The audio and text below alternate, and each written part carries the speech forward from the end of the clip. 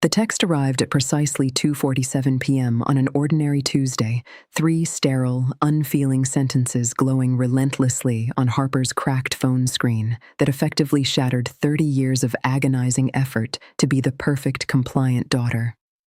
Don't call or come over anymore. We're done. The family has decided. Harper, 29 and operating on a perpetual deficit of sleep and emotional reciprocation, sat frozen in her office bathroom stall for 20 minutes, her hands shaking so violently she could barely type the only 2 words her shell-shocked brain could muster. Got it. Returning to her desk, surrounded by the mundane hum of corporate life where strangers like her co-worker Sarah offered more genuine kindness in the form of a silent cup of tea than her own flesh and blood had in 3 decades, Harper felt the initial paralyzing numbness begin to curdle into a profound, clarifying ache. She returned to her cramped, dimly lit apartment, a space she could barely afford because half her income funneled directly into her mother's endlessly fabricated financial emergencies, and stared at the chipped coffee mug she had used since college,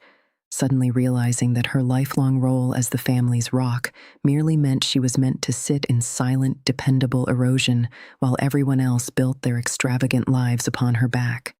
That very morning, she had transferred $2,000 she desperately needed for herself to cover her mother's allegedly overdue electricity bill, a cruel irony that sharpened into a blinding revelation the next day when she stumbled upon a Facebook post from her Aunt Linda. Suddenly, the digital veil lifted, and Harper's chest tightened into a knot of breathless betrayal as she became a forensic detective in the crime scene of her own life, scrolling through months of hidden social media posts depicting lavish monthly family dinners, extravagant surprise birthdays complete with professional caterers, and a sun-drenched lake house reunion, all perfectly aligning with the exact dates she had received tearful, desperate phone calls for money. She hadn't just been excluded from her own family, she had been unknowingly financing her own exile to the tune of $23,000 over a single year. The betrayal mutated from financial exploitation to something deeply sinister when she booted up an old laptop her mother had forgotten to log out of, discovering private messages between her mother and her endlessly entitled sister, Morticia, coldly plotting to phase Harper out because she was not really one of us, while casually mentioning they needed to handle the will situation before the nursing home director got too suspicious. The target of their greed was Grandma Rose, the dementia-stricken matriarch and the only person who had ever looked at Harper and seen a human being rather than an ATM, a woman whose fading memory never stole her ability to smile when Harper showed up every single Sunday to read to her. When Grandma Rose quietly passed away on a Thursday, Harper's mother didn't even have the decency to call, forcing Harper to discover the death through a cousin's casual post, before coldly informing her that the funeral would be family only. But exile is a dangerous gift to give someone who has been underestimated their entire life, and while her mother and sister preened for funeral photographers, Harper marched into the office of Grandma's lifelong attorney, Mr. Peterson, discovering that a new, highly suspicious will had been signed 6 months prior, when Grandma couldn't even remember her own name, stripping Harper of her rightful inheritance and leaving everything to her mother and sister. Armed with a sudden, icy determination, Harper spent the next week quietly assembling an impenetrable fortress of evidence, hiring a top-tier forensic handwriting expert with her secret emergency fund and holding a covert, heart-pounding meeting in a downtown coffee shop with Patricia, a brave nursing home nurse who pushed her phone across the table to reveal deleted security footage that made Harper's blood run cold. When the official will reading finally arrived the following Monday, Harper walked into the mahogany-paneled conference room not with the quiet, submissive grief her family expected, but flanked by her expert, Patricia, and Detective Morrison from the Elder Fraud Division, her face an unreadable mask of weary confidence as she took her seat across from her mother, who audaciously wore Grandma's pearls and offered a condescending pat on Harper's arm, cooing, "Don't worry, sweetie, we'll make sure you get something, maybe Grandma's old cookbooks." Harper let the suffocating, arrogant silence stretch, a weapon she had painstakingly honed during her sudden isolation. before her clear, unwavering voice cut through the room, formally contesting the fraudulent document and watching with chilling satisfaction as her hired expert surgically dismantled the forged signatures, proving the pen pressure was impossibly steady for a woman with advanced Parkinson's.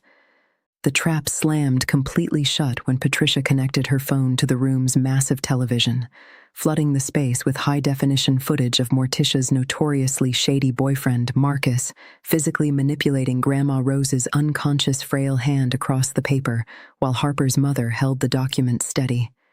The pristine boardroom instantly erupted into a frenzy of panicked denial as Detective Morrison blocked the exit and heavy metal handcuffs ratcheted tightly around her family's wrists, their smugness evaporating into breathless, finger-pointing cowardice as they were marched out the door,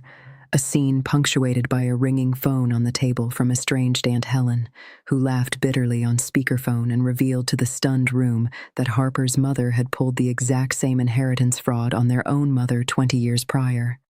Yet, the legal victory was only the first domino. 2 weeks later, out on bail and furiously spinning a false narrative on TikTok and GoFundMe,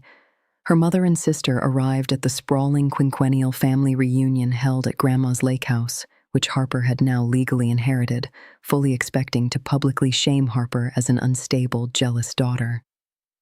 As the family gathered on the manicured lawn for traditional stories, Harper's mother attempted one final sociopathic play, standing up with streaming crocodile tears to scream a horrifying, baseless accusation of abuse against Harper to the crowd of 100 relatives. Unfazed and utterly impenetrable, Harper simply nodded to her cousin, igniting a massive outdoor projection screen that illuminated the darkening landscape with irrefutable, undeniable truth. Hours of time-stamped footage showing Harper's tender, consistent Sunday caregiving, juxtaposed immediately with the damning nursing home forgery video, culminating in Grandma Rose's own shaky, crystal-clear recorded voice echoing through the night air. "Dominica, my sweet girl, your mother and sister, they think I don't notice, but I do. They only come when they need money or signatures. You come because you love me." The shocked, horrified silence that blanketed the relatives was absolute, a heavy reckoning broken only by the wail of approaching police sirens Harper had preemptively called, arriving to arrest her mother and sister a second time for violating their bail conditions and false reporting, leaving them to be hauled away in front of a family that offered absolutely no defense or pity. 6 months later, the toxic dust having settled into a 5-year federal prison sentence for her mother and the total implosion of her sister's life, Harper sat peacefully at the antique oak desk in Grandma Rose's sunlit study, tracing the delicate edges of a hidden handwritten note she had found tucked inside an old novel. "You were always enough," before picking up a heavy black pen to boldly write "Return to sender" on her mother's 17th manipulative, gaslighting prison letter, smiling as the heavy envelope dropped into the outgoing mail, finally understanding with every fiber of her being that the ultimate revenge isn't just surviving, but living entirely, unapologetically free from the obligation to love people who never loved you back.